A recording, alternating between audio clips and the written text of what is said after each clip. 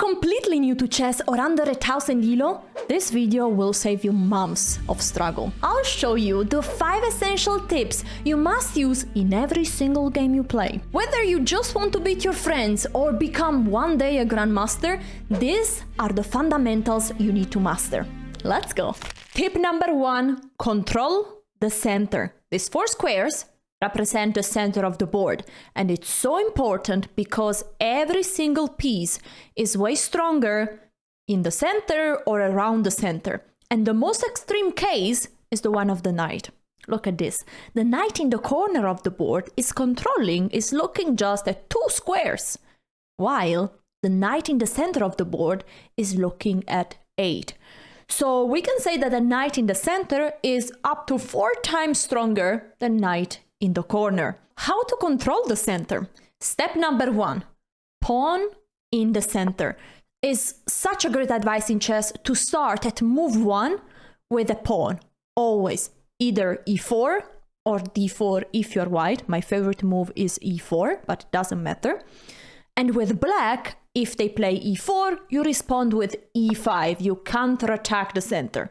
And if they start with d4, you respond again with pawn in the center. Step number 2, develop your minor pieces. What are the minor pieces? Knight and bishops are the minor pieces. Instead, the rooks and the queen are the heavy pieces. And it's important to start first with the minor pieces, especially with the knight. Where should the knight go, in your opinion, between these 3 squares? We don't go on the edge of the board. This squares is a bit weird because it's blocking the bishop from going out, so the knight usually goes here.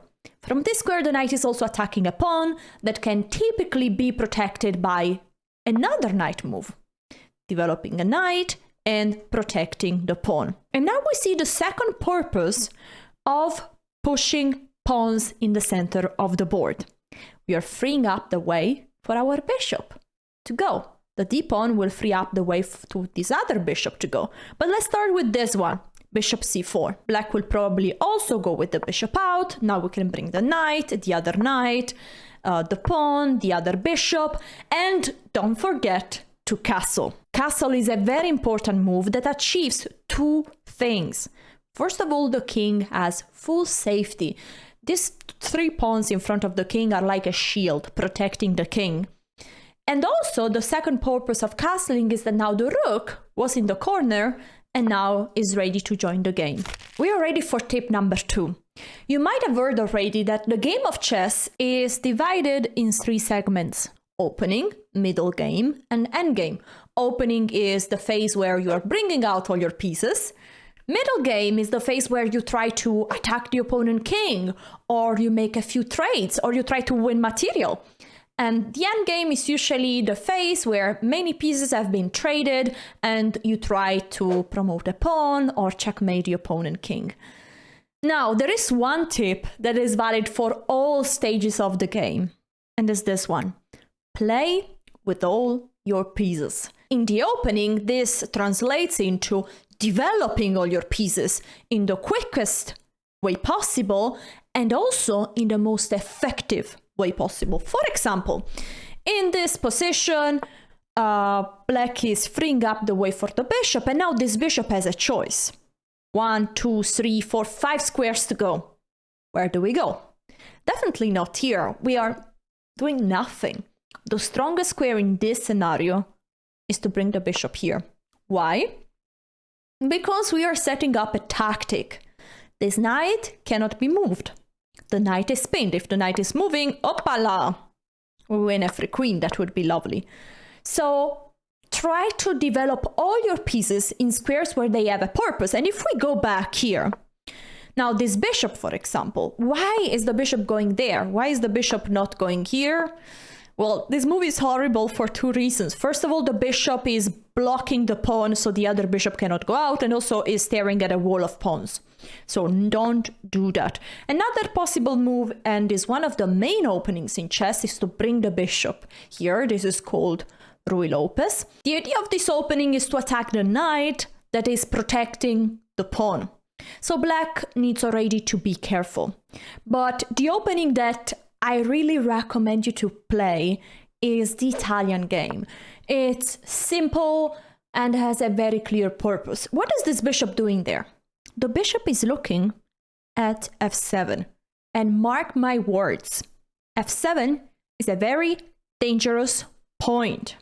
For example, we will see later on that after knight here, knight g5 is already a possibility, attacking this pawn with the bishop and with the knight 2 times. That pawn is just protected by the king, so black here is already in trouble and I have to be very precise. We won't go too deep into opening theory in this video, but if you want to study more and you're looking for a comprehensive guide to improve your chess, my husband, GM Noël Studer, has a course that's perfect for you. It's a step-by-step guide with all you need to know to reach 1200 ELO and beyond in chess. Openings, tactics, endgames, middle game plans, and even a full opening repertoire for white and black. If your rating online is under 1000 ELO, then this course is exactly what you need. It's not overcomplicated, but gives you all you need to know. And with code Alessia20, you can get 20% off. And it's a great way to support my channel and also improve your chess. So check out, link is in the description. And let's move on with tip number 3. Actually, there is still one thing I want to show you, and is how to execute a perfect development. Because many of your opponents will play very weird moves in the opening. So it's good to know what you should do very well and then adapt to their mistakes. So if you can, you should definitely go with 2 pawns next to each other on the board. And this happens if at move 1, black is pushing any pawn 1 step, or moving the knight out or moving the other out. You can go out with 2 pawns. Actually, in this case, the knight is attacking a pawn, so here you can just get more space by pushing the pawn even more, and white is usually a very nice position. So if you can, 2 pawns in the center, then first the minor pieces. Usually they say that first the knights and then the bishops. Now the bishops, you might have to check which one is the best square. Usually is one between those 3 and those 3. Then you castle your king. And the last phase is to connect the rooks by moving up the queen. And usually remember, rooks love open files.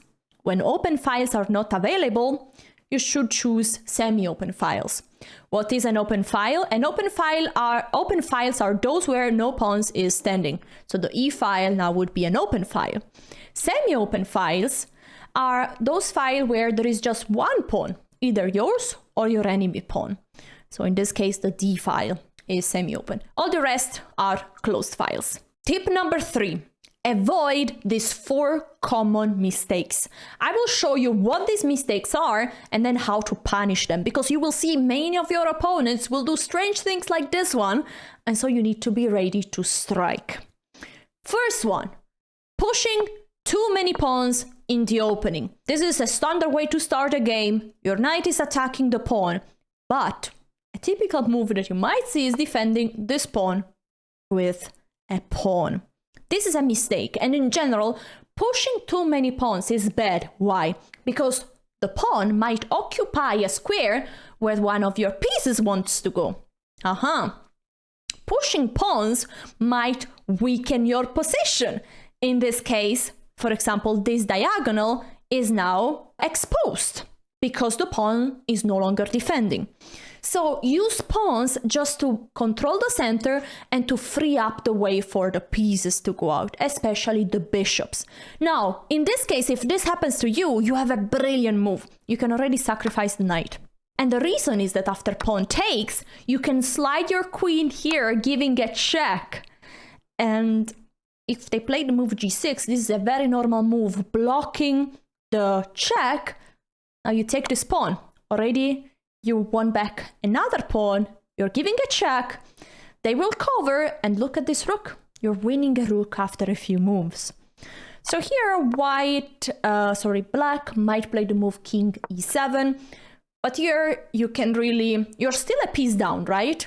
You give away a knight, and you just won a pawn. Now you win a second pawn.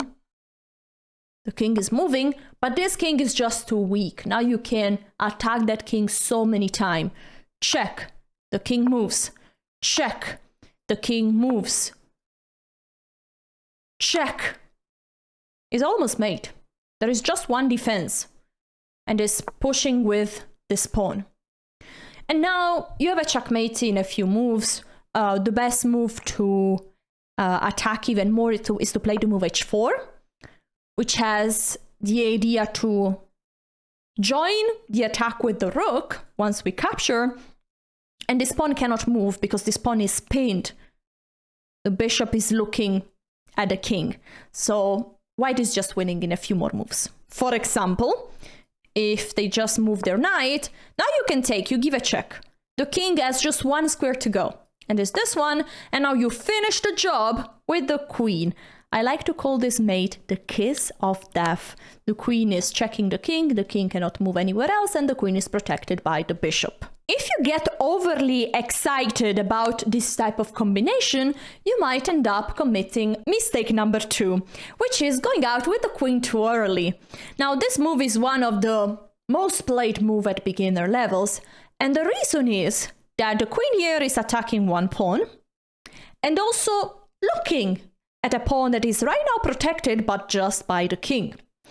So if black already could play g6, that is a big mistake, because now the pawn is hanging, check, and again we win the rook. Not bad to start a game like this. If they defend this pawn in the most natural way, so by bringing a knight out, now white usually wants to set up the scholar mate idea. If black is not careful, the queen is kissing the king to death. This is the scholar's mate. But after a while, your opponents will know this trick and will avoid it, will avoid the mate. So you will get stuck with a queen where you don't want to be. I will show you, if you are black, how you need to treat this position. So you need to go out here with the knight defending this pawn, and now after this you have to stop the mate. Now you can go for the move g6 because this pawn cannot be taken, so the queen has to retreat. The queen comes here, is insisting, attacking this pawn one more time. Now you can develop the knight blocking the queen. Every time you can develop plus stop the threat of your opponent, that's a great move. Now, they don't have a way to keep insisting, so at some point white should try to develop bonus. I will show you one trick that you must know, and this queen b3. I have tested this move a little bit. It's a blunder. As you see, the evaluation bar is... But most players against me have played always queen e7 here. And that's a mistake, you see? Loses so much of the advantage. What is the idea? So the queen and the bishop are still attacking this pawn. Twice, protected once. So the queen defending is a second defender, but black has a brilliant move here. Sacrificing this pawn, knight d4, attacking the queen. And if the bishop is taking, in between move, giving a check, now the king goes up here. And now suddenly, white is out of squares. So the queen needs to move and keep the bishop protected. And the only square, here there is a pawn, here there is the knight, is this one. But now b5. The queen has to move again and there are no squares left. The queen has to retreat, and then this bishop is a free cheese macaroni, black as an extra piece. Third mistake is the copycat. The bad copycat. Usually in chess, white has one extra move. White is the first one to commit. So if with black you just try to copy what your opponent is doing, you might end up in big trouble. And I will show you one example. Here white is developing and black is saying, haha, you attack my pawn, I attack yours. White is taking and black is taking. But now after queen here, the copycat is already not working, because if you go with the queen there, I am taking this knight and I'm protecting the knight. Now, if you take, you lose a queen. So the copycat can no longer work. But here black is already in a very dangerous spot, because if black is just moving the knight back in this square, white is winning in 5 moves with the move knight c6, check. With the queen, this is discovery check. And the knight is attacking the queen. If the queen moves, here, the knight is still capturing it. So here white wins a queen in 6 moves. Okay, we are ready for mistake number 4. Moving the same piece twice. We will see it from the black perspective because there is a very famous opening that you might encounter so many times. And it's called fried liver. Now, this opening is the best scenario possible of moving the same piece twice. Because black is at least doing it with a purpose. What you should avoid is definitely, for example, this move. Because what are you doing? No, bring out other pieces. I want to show you this example because here you need to be very precise with black. If not, you end up in trouble. How to defend this pawn? This pawn is attacked 2 times, protected just by the king. You cannot protect with this knight, not with this one, not with this one, not with this one. If you protect it with the king, with the queen, you lose massive amount of material. No, knight takes. At the very least, you can't take back with the queen. So the best and only move in this position is to play the move d5, blocking the diagonal of the bishop. Now, if the bishop is taking, you're very happy to trade. And, oopa, there is a free cheese macaroni here. This position is complicated because this knight is hanging, this other knight is hanging, but at the very least, you could, for example, just take this pawn. But here, probably, black is getting such a fun position, attacking the queen, looking back at this pawn. Black is completely winning.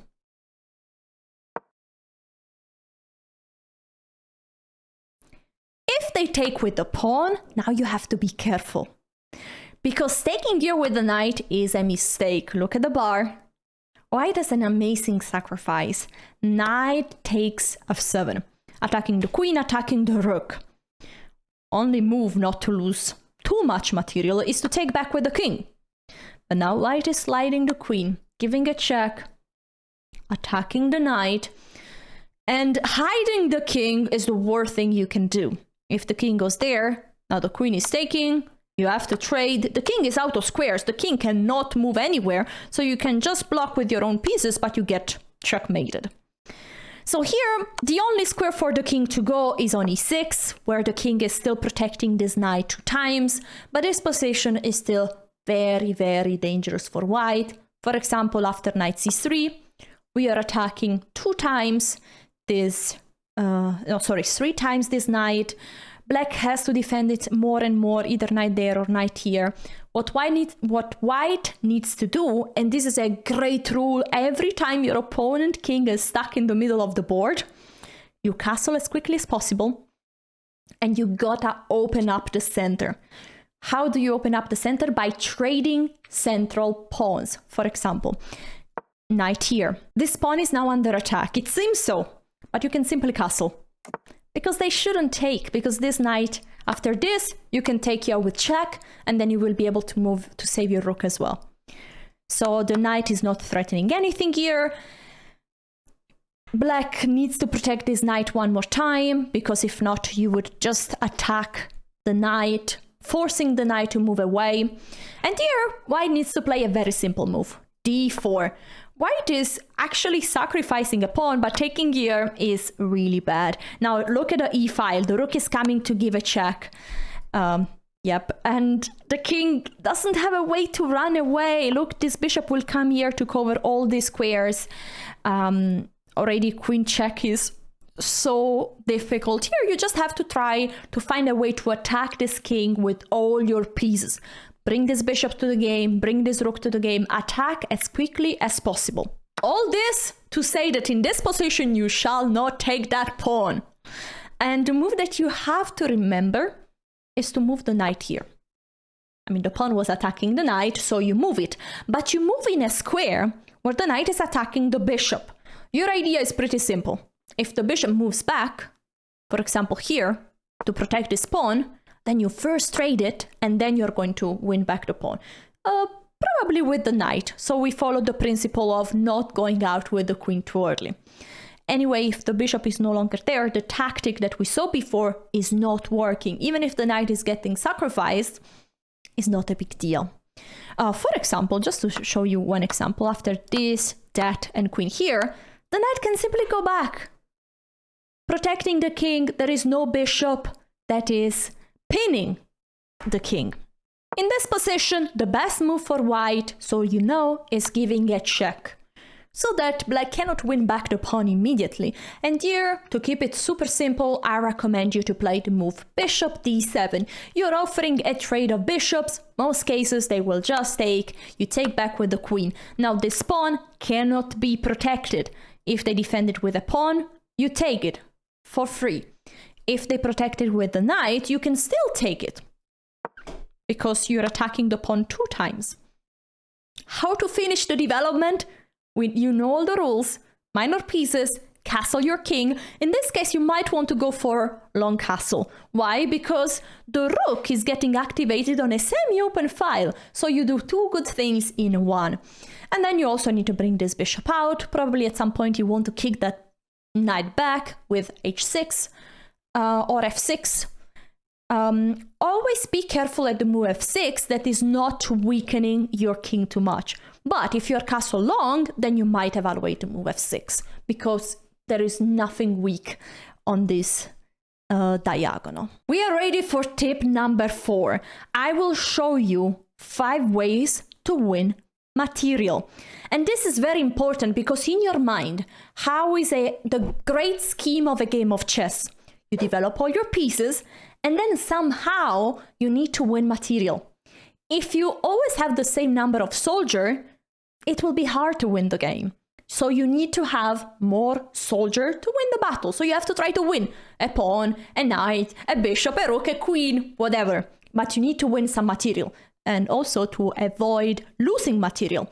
For example, in this example is black to move. You might have already found the best move for black. The first way to win material is take the free cheese macaroni. This bishop here is left hanging. But you have to be careful how you take it back, because if you take it with the bishop, there is another free cheese macaroni that your opponent can take. But taking with the knight is the perfect move that wins a piece without losing one. Little quiz for you. Let me know in the comments, what is the free cheese macaroni in this position? Is black to move, and in this one is white to move. Second way to win material, and this is very powerful. In this position, if you count the material, white has an extra pawn. But we can play a genius move to win material. And it starts by sacrificing the rook for a knight. But then the knight is coming here, giving the so-called double attack, double check, double attack, fork. These are all part of the same category. When with one move, you're attacking 2 things. This is the most basic way to win material.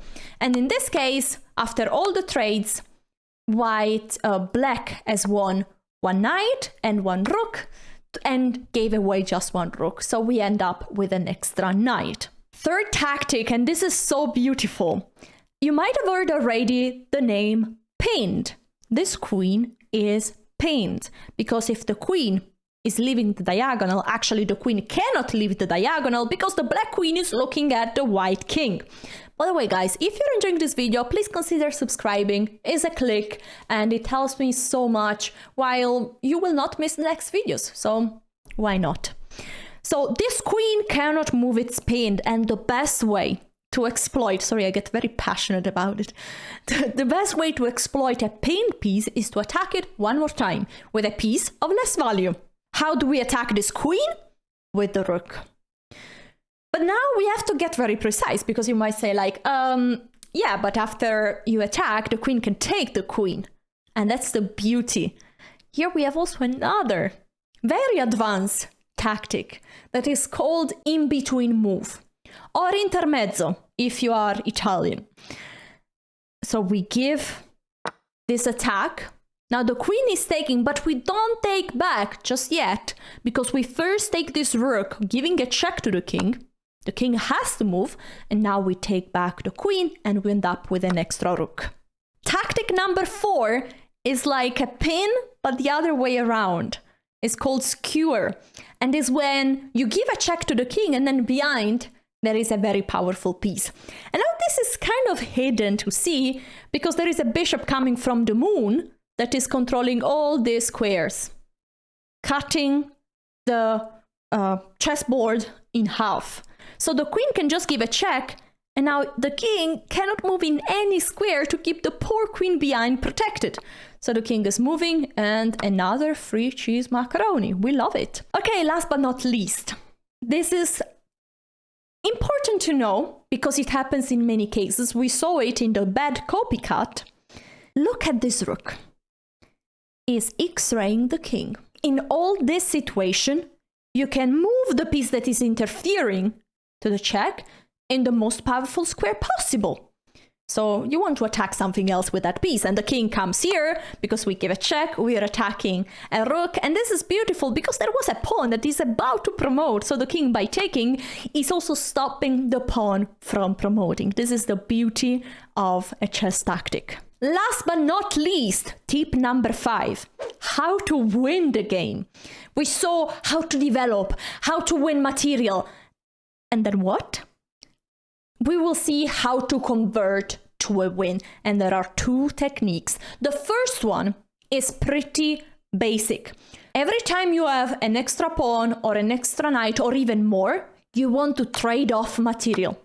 This makes the position simpler, and in the end game, you want to somehow promote a pawn and win. The second that I'm going to show you is a technique that you can use in every moment of the game, and this to checkmate the king. I will show you now my favorite attacking plan that I've used to win so many games. We start with the Italian game. We have seen this already. I really recommend you playing it, so you should know this. So white is bringing out all the pieces. We have discussed all these moves. And now we also know the concept of a pin. The knight is pinned. The queen behind is in danger. And I will show you how to exploit it in a very deadly way. So white is developing all the pieces, black is doing the same. And now, how to attack the knight a second time? Knight e5. This knight move is genius. There is no way to defend the knight one more time. You might say like, but the knight is protected twice. Yes, by this pawn and by the queen. But that's the problem. This pawn is the shield of the king, and black is going to lose it. Now, many players play a very wrong move here, and it's the move h6. This move seems good. The idea is that if the bishop moves back, you play the move g5 and you get rid of the pin. But in this position, you have to go for the in-between move. You give a check. Is a check. You take the knight and check. The pawn is taking, and now this pawn, oh no, is no longer defended. That's why this is hard to spot. Now the bishop is taking, attacking the rook. The rook has to move only square. Now all you need to know is that you want to bring your queen here to give a beautiful kiss of death to the king. How to get there? Moving the knight is a very good idea. Now you cannot go there on g4 because there is a bishop. Attention to the bishop coming from the moon. That's very important. And one of my opponents, as in one game, one of my first wins, played this move. Then I traded the bishop, and then I came with the queen here and checkmate. But what if black tries to defend a little bit longer? I will show you one possible idea. Let's say they try to escape from the g file. Now you bring your queen to h5. You're also attacking another point, f7. Let's say they defend it with the queen. And now you have many beautiful ways to checkmate. The simplest one is to take this pawn. The queen cannot take because it's a free queen. The rook has to move. Let's say they move the rook out of the way. And now you have a beautiful checkmate. The simplest one is to come with the queen here. The king moves and kiss of death. But if you want to be really cool, in this position you have a discovery checkmate. The bishop is moving, and the two bishops, look how cute they are. controlling all the squares where the king could escape. This was just one example, but there is a general concept that is valid in every position in chess. And it's about 3 weak squares, so 3 potential targets.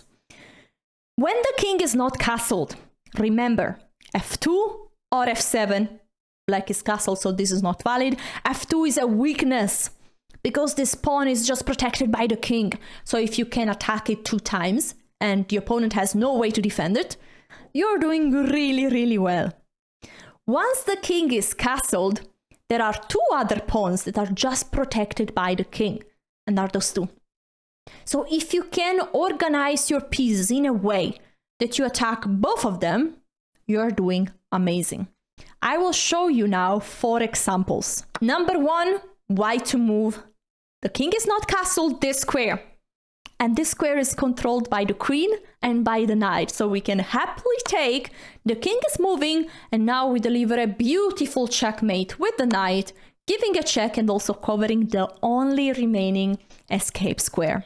Number 2, the king is castled, so we always need to look at g7 and h7.